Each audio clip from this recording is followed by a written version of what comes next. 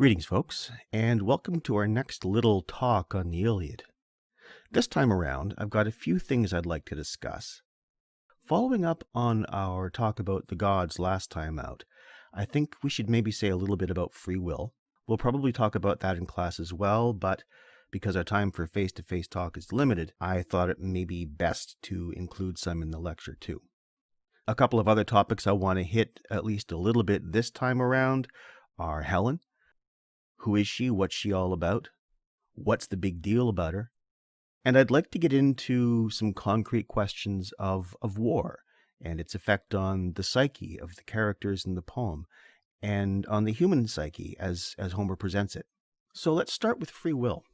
This, of course, is one of the big questions, and we certainly can't hope to come up with a definitive answer for it in this class, but it's one of the things we need to think about because it's one of the things that Homer thinks about.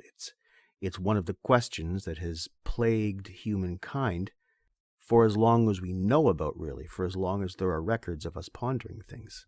How free are we in the actions that we undertake? How constrained are we by circumstances completely outside of our control? What are those circumstances? Is there such a thing as fate? And if there is such a thing as fate, what's the meaning of human action? Does anything matter? Well, these are hard questions, and Homer doesn't answer them, so sure as hell I can't answer them. But let's throw out some possibilities, just to make things more confusing than they already seem. We all experience free will, don't we? We all experience the making of choices. We have a sense that we decide things, and then we do them. We call this sense free will, at least that's one of the definitions of free will. Another definition, and I find this one very useful, is the ability, absolutely all other factors being equal, to decide to do other than what we did. Does that exist? If so, why? If not, why not? And I'm going to be very blunt. The arguments against it existing are a hell of a lot more compelling than the arguments for it. Nothing's cut and dry, but it's an uncomfortable topic. To illustrate the point, we might think about the dream of victory, imminent victory, that Zeus sends Agamemnon at the beginning of Book 2. The dream's a lie, and yet Agamemnon takes it to be true, and acts accordingly. So how free is Agamemnon? This one bothers me even more than just abstract questions such as, are we free to decide what to have for lunch today, or whether or not to go to war? Because it appears that all of Agamemnon's mechanisms for making a decision are working just fine, but he was given bad information by the gods. And if all of your decision-making mechanisms are working just fine, and yet you can still be perfectly controlled, then the question of how free you are in making choices is a sticky one, isn't it? Or to put it another way, how free is it possible to be when the divine lies? And very often I'll use the term the divine to cover the gods or gods, singular or plural. How free are you if the divine lies? And yet from Agamemnon's point of view, he experiences making a free choice, doesn't he? I like to focus on that one because it's one of the more disturbing images regarding freedom that Homer presents. Because we can never act from perfect knowledge. And if we need knowledge to be free, then even if all other things are working properly, some part of our knowledge is always going to be incomplete. And in an era of fake news and so-called alternative facts, this is probably something with which you should be concerned. Okay, I don't want to hammer that one too much more. I want to let it hang in the air a bit and maybe look at another passage or two on the same topic and see what comes up. And as long as we're talking about free will, let's just take a look at the beginning of Book 4. Now, Book 4 is where the fighting actually starts, or rather, where the fighting actually resumes. And it goes something like this. Now aloft by the side of Zeus, the gods sat in council, conferring across Olympus' golden floor as noble Hebe poured them rounds of nectar. They lifted golden beakers, pledging each other warmly, gazing down on Troy. But abruptly, Zeus was set on infuriating Hera, courting her fire with cunning, mocking taunts. So, those two goddesses are Menelaus's best defense, Hera of Argos, Boeotian Athena, guard of armies. Look at them, sitting apart, watching the dueling. So they take their pleasure. But Aphrodite here, with her everlasting laughter, always stands by Paris and drives the deadly spirits from her man. Why, just now she plucked him away, she saved his life, when he thought his end had come. Nevertheless, clearly victory goes to Menelaus, dear to Ares. So now we plan how the war will all work out. Do we rouse the pain and grisly fighting once again, or hand down pacts of peace between both parties? Ah, if only it might prove well and good to all. To every immortal god, men might still live on in royal Priam's citadel. And Helen of Argos?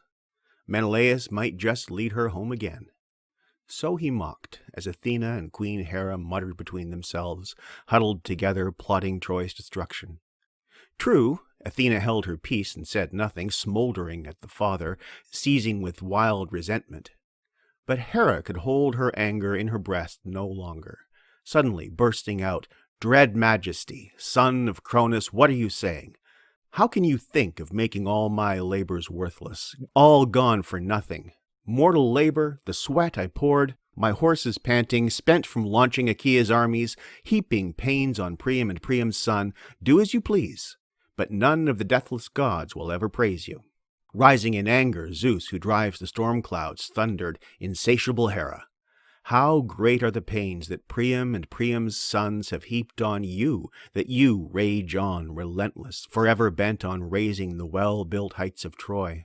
Only if you could breach their gates and their long walls and devour Priam and Priam's sons and the Trojan armies raw, then you just might cure your rage at last. Well, do as you please. But in days to come, don't let this quarrel breed some towering clash between us both, pitting you and me in conflict. One more thing, take it to heart, I urge you. Wherever I am bent on tearing down some city, filled with men you love, to please myself, never attempt to thwart my fury, Hera. Give me my way, for I gave you this, all of my own free will, but hardly willing. No, of all the cities under the sun and starry skies, I honor sacred Ilium most with my immortal heart, Priam and the men of Priam who hurls the strong ash spear. Never once did my altar lack its share of victims, wine cups tipped, and the deep smoky savor. These are the gifts that we claim. They are our rights. And Hera the queen, her eyes wide, answered, "Excellent! The 3 cities that I love best of all are Argos and Sparta, Mycenae with streets as broad as Troy's. Raise them whenever they stir the hatred in your heart. My cities, I will never rise in their defense, not against you. I'd never grudge you your pleasure. What if I did protest, forbid you to raise their walls? What good would protest do? You are far stronger than I. Still, you must not make my labor come to nothing. I am a god too." Well, isn't that just lovely and kind of horrifying? On the topic of free will, Zeus just says flat outright, "Let's plan the end of the war." Well, the end of the war is a year away. 9 years have passed of people killing and dying and suffering. Another year of that's going to go on. And Zeus and the other gods are haggling over the results as if it were a board game. This brings up all kinds of questions. One, of course, is the free will question we're looking at right now. Because, of course, while the gods are planning out the end of the war, humans are down there thinking they're making decisions that they think make a difference. How are these perspectives reconciled, or can they be? And along with that, of course, is the ever-present question of meaning. If everything is planned out in advance, does anything mean anything at all? Or not even planned, if everything is set, if the cosmos is such that it can only unfold in one particular direction, does anything that happens during that process matter? And you can make arguments either way. And I think Homer leaves it open to answer the question in a few different ways. You could argue that if there is no ultimate meaning, no ultimate purpose, then life is meaningless. But this argument only follows if you use that nice little adjective ultimate, which carries a lot of baggage. That is, another way of looking at it is to ask the question, does meaning need to descend from above? Does it need to be rooted in the cosmos, rooted in something transcendent to us? Or does it arise from below? And this is another possibility that the text leaves open. Why do the gods care about us? They live forever. Most of their actions are relatively without consequences. Sometimes somebody goes a little too far. But for the most part, as I said last lecture, they end up sitting down at the table and having dinner together and talking about what we're doing. Well, this invites the possibility that there's something about the fleetingness of human life that gives rise to meaning. That is, one possibility is that meaning does not descend from above, but arises from below, in our actions, in our responses. And this, I think, is a profoundly humanist position, because it places humans at the center of meaning-making, rather than being objects of it. But as I said, Homer's not cut and dry on this, so I'm certainly not going to be either. I'm simply presenting possibilities. But another question that this conversation brings up is what do you make of the horse trading that goes on between Hera and Zeus? When Zeus gives Hera the answer that she wants, Troy's going to fall, and we all know that. Her first response is, "Great, you can have 3 of my cities." And we're also told that Troy is Zeus's favorite city. And Hera said, "You can have my 3 favorite cities." Well, what is the value of being a favorite of the gods if this is the way they do business? And from a purely human point of view, that seems unfair. But the world isn't fucking fair.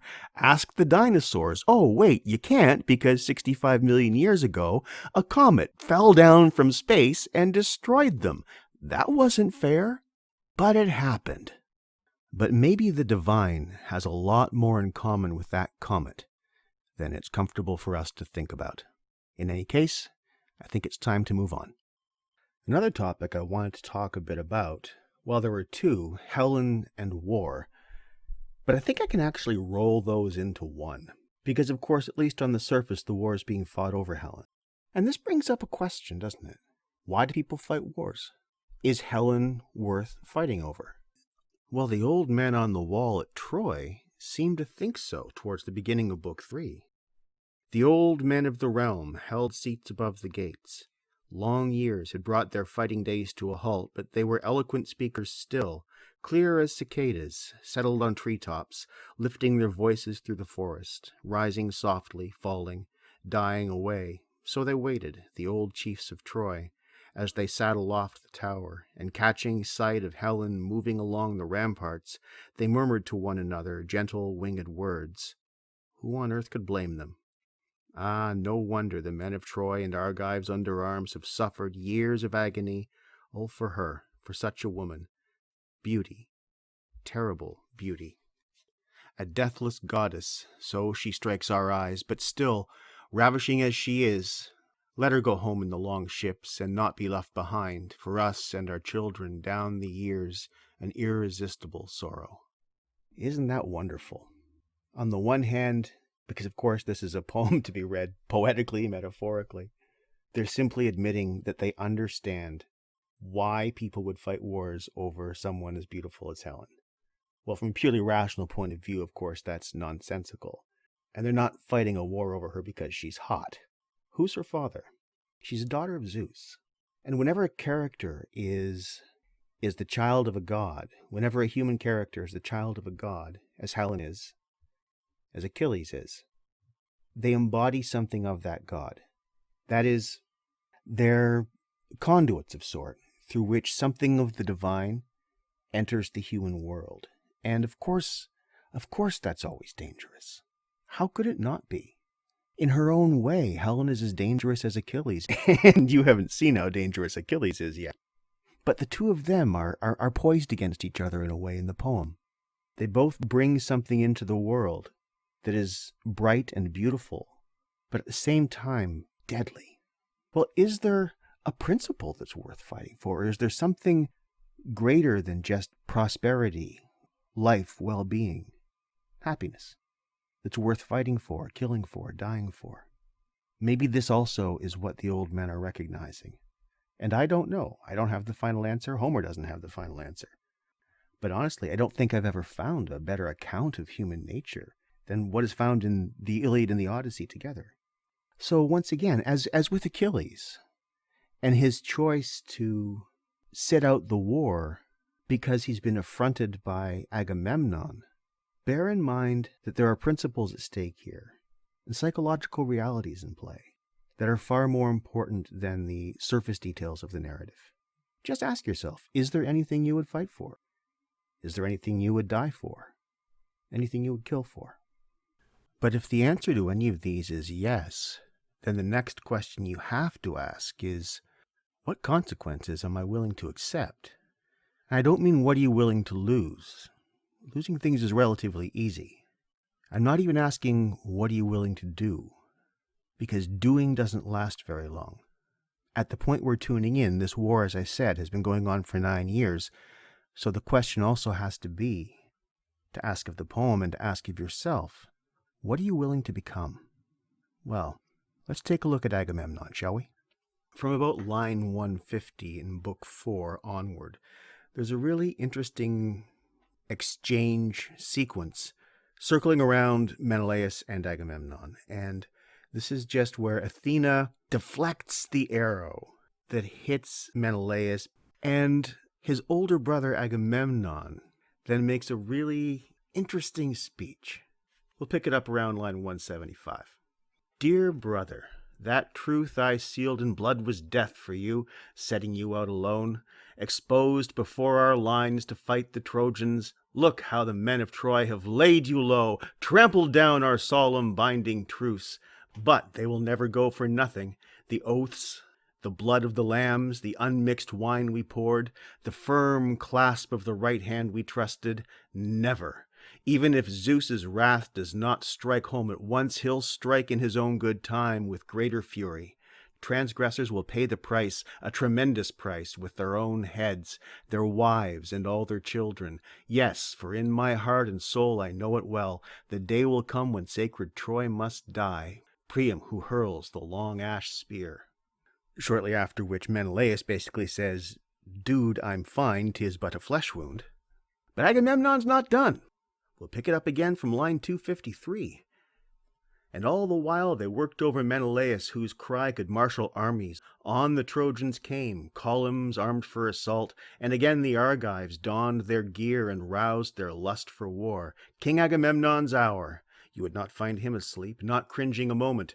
Hanging back from the struggle, he pressed for battle now where men win glory. He left his team and burnished bronze car with his aide, Eurymedon, Ptolemais Parides' son, reining off to the side his snorting pair of stallions. He gave him strict orders to keep them close at hand, for the time his knees might buckle with fatigue from bringing crowds of soldiers into line. Then out he went on foot to range the ranks, the charioteers he spotted fast with teams. He'd halt beside and spur them on. My Argives, never relax your nerve, your fighting strength. Father Zeus, I swear, will never defend the Trojans. Liars, they were the first to trample on their oaths, so vultures will eat them raw, their firm young flesh, and we will drag their dear wives and helpless children back to the beaked ships once we've seized their city. So Agamemnon's a lovely fellow, but I guess it's worth bearing in mind here, this is twice he's talked about completely destroying Troy. And we do know Troy comes to an end. Hell, I told you that in the introductory lecture. But think about why he came across, why he led the armies of Greece in this war against Troy. It was to avenge his brother's honor, get Helen back. But twice in the space of 2 pages, he's basically talked about obliterating a city, wiping it from the face of the earth, especially that first passage I read you. The word for that is genocide. And yes, this is the way that sometimes ancient cultures conducted war. The Romans obliterated Carthage. The Hebrews were said to have wiped out the Amalekites, except for the young girls whom they kept for themselves. So yeah, in a certain sense, that is just life in the ancient world. But even so, 9 years into the war, Agamemnon is talking genocide. That wasn't the initial reason to come. That came later. And this brings up another question, and it's a really important question, and vitally important. It seems a little more important every year I teach this book. And it goes back to the query I led off this part of the lecture with, what are you willing to become? Because it looks like Agamemnon has become something other than what he was when he went to war. And that is something that happens. And it's something I'll be talking to you a lot about in this unit. Homer recognizes both that and how war changes people. And right now, Agamemnon is our best window into that. What we also see in this passage, and this language is still very early in the poem, it's a dark poem and it gets much worse. We're starting to see war take on its own logic. And this is important too, especially for generations who haven't lived through a war in which they were personally affected, deeply affected. It's easy to forget history. It's easy to forget what war actually does and just focus on the stories. When those wounded people, when those broken people, when those coffins are no longer in front of you. What Agamemnon's rhetoric here touches upon is the logic of war itself. And the previous question, my very first question, is there anything you'd be willing to fight for, to die for, and to kill for? And the follow-up, what are you willing to become? These are inextricably linked because, and this is clear from anyone who's paid attention to history, regardless of why a war starts, it will take on its own logic. And there are various reasons, many reasons why this is so. We'll talk about some of them a little later on in this unit. But for now, just bear in mind that we are entering this war fresh, and the characters are not. In that sense, we're in kind of the opposite situation, maybe, that we were with Oedipus. These characters know more than we do about their situation. But as for that situation, the immediate situation, why don't we take a quick look at how the resumption of hostilities actually goes, the actual first combat in the poem. So from about line 510 in Book 4. Ares drove them, fiery-eyed Athena drove the Argives, and terror and rout and relentless strife stormed too. Sister of man-slaughtering Ares, Ares' comrade in arms, strife, only a slight thing when she first rears her head. But her head soon hits the sky as she strides across the earth. Now strife hurled down the leveler, hate amidst both sides, wading into the onslaught, flooding men with pain. How's that for the logic of war? That description of strife. Well, a little further down it picks up. Antilochus was first to kill a Trojan captain, tough on the front lines.